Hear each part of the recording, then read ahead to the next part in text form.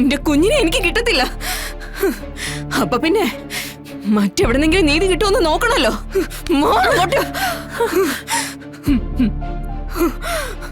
പോയി പിടിക്കണോ? ചെല്ല്.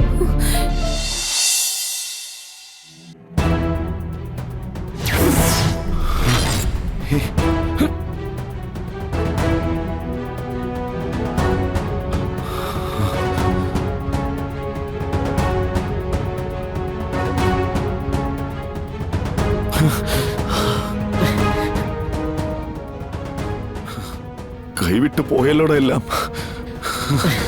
അശനെ,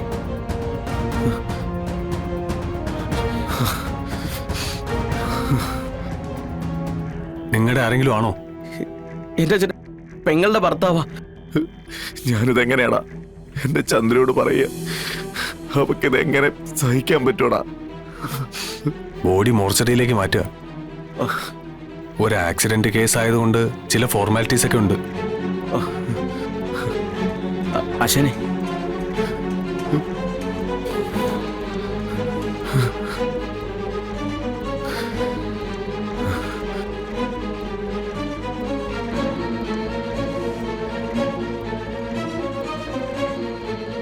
അച്ഛനെ, ഇത് ഞാൻ എങ്ങനെയാടാ എന്റെ ചന്ദ്രയോട് എന്ന് പറയാ? അവക്കിത് സഹിക്കാൻ പറ്റൂടാ? അച്ഛനെ അച്ഛനെ സങ്കടപ്പെടാതെ. ഞാൻ പിന്നെ എന്ത് ചെയ്യണമെന്ന് പറ. വീട്ടിൽ ഇവനെ വിളിച്ചോണ്ട് ഞാൻ ചെല്ലുമെന്നും പറഞ്ഞോണ്ടിരിക്കുക. എനിക്കിത് പറയാൻ പറ്റൂടാ? എന്റെ കൈയും കാലും ഒക്കെ തളരുക.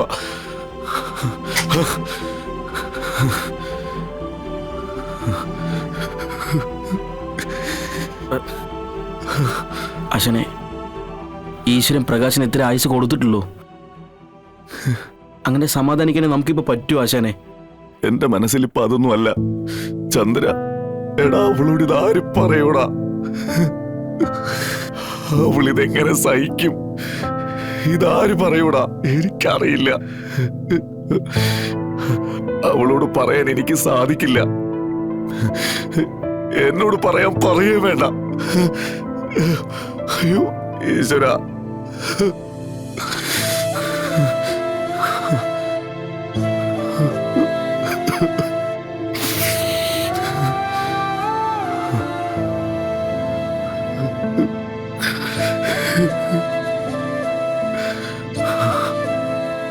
എനിക്ക് നീതി കിട്ടണം. ഇല്ലെങ്കിൽ ഞാൻ ഇവിടുന്ന് പോവില്ല. എനിക്ക് എന്റെ മോളില്ലാതെ പറ്റില്ല. എത്ര ദിവസം വേണമെങ്കിലും ഞാൻ ഇവിടെ കുത്തിയിരിക്കും. എന്റെ കുഞ്ഞിനെ വീണ്ടെടുത്ത് തന്നില്ലെങ്കിൽ ഞാൻ ഈ സ്റ്റേഷന് മുന്നിൽ കെട്ടി തൂങ്ങി ചാവും.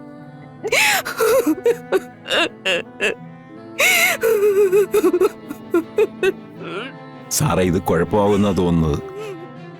അല്ല, CI സാർ വരാന്ന് പറഞ്ഞിട്ടില്ലേ? CI സാർ വരട്ടെ.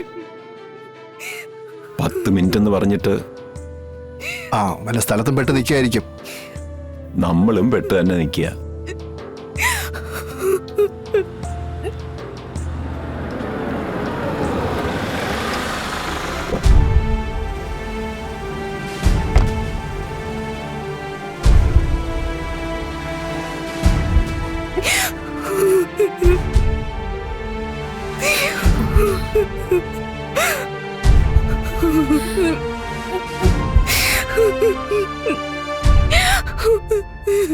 ശാരികേച്ചി, ഇതെവിടേക്കായി പോയേ? ശാരികേച്ചി, എന്ത് പണിയാ കാണിച്ച? എന്റെ മോളെവിടെ? എന്റെ മോളെവിടെന്നാ ചോദിച്ചത്?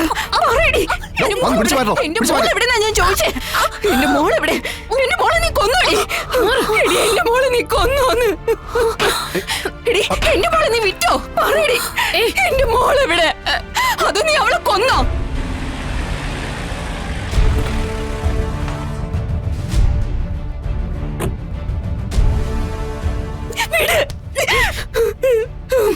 പറയടി, ഇല്ലെങ്കിൽ എന്താ ഇവിടെ? പിടിച്ചു മാറ്റം. ഇങ്ങോട്ട് വരാൻ നിൽക്കാനല്ലേ പറഞ്ഞു? നിങ്ങൾ എന്തായി കാണിക്കുന്നേ? ഇതൊരു പോലീസ് സ്റ്റേഷനാ. ഇനി ഇവിടെ കിടന്ന് ബഹളം ഉണ്ടാക്കിയ നിങ്ങളെ പിടിച്ച് ഞാൻ ലോക്കപ്പിലിടും. മാഡം, മാഡം ഓക്കെ അല്ലേ? ഞാൻ ഓക്കെയാ. എന്താ നിങ്ങളുടെ പ്രശ്നം? എന്തിനാ നിങ്ങൾ ഇങ്ങനെ കിടന്ന് ബഹളം വെക്കുന്നത്?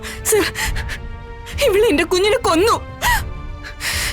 കാശിന് വേണ്ടി ഇവള് കൊന്നു. ഇവളെ അറസ്റ്റ് ചെയ്യണം. നിങ്ങളെ ആരോ പറഞ്ഞ് തെറ്റിദ്ധരിപ്പിച്ചതാ. കുഞ്ഞിനെ കാണാനില്ല എന്നുള്ളത് സത്യമാണ്. സത്യമാണ്.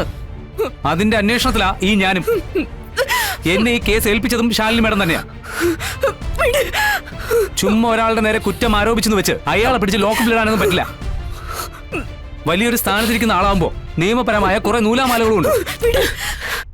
ഇപ്പോഴെനിക്ക് കാര്യങ്ങളൊക്കെ മനസ്സിലായത്. നിങ്ങൾ എല്ലാവരും കളക്ടറുടെ സൈഡാണല്ലേ?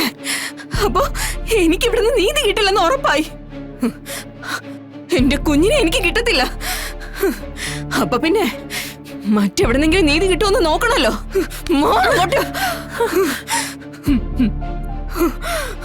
പോയി പിടിക്കണോ? ഹേയ്, പോ. വാടോ. ചെല്ല്.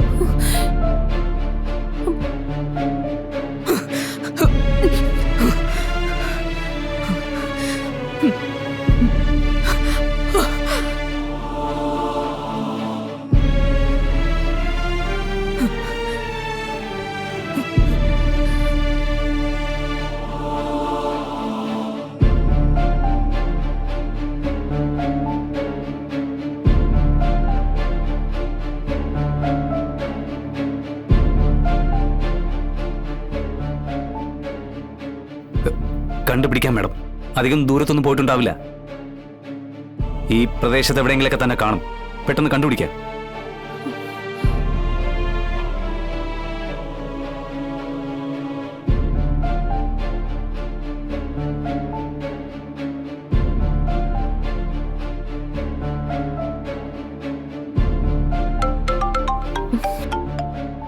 എന്താ കമല?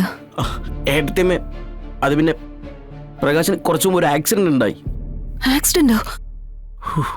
നമ്മുടെ പ്രകാശി പോയി. ഈശ്വര.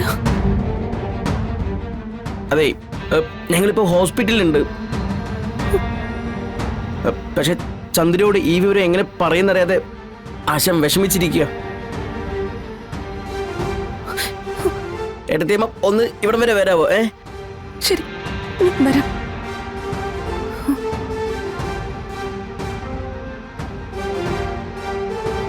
ഈശ്വര, എന്ത് പറഞ്ഞ ഞാൻ അവളെ ആശ്വസിപ്പിക്കും? എന്തിനാ ഞങ്ങളെ പരീക്ഷിക്കുന്നത്?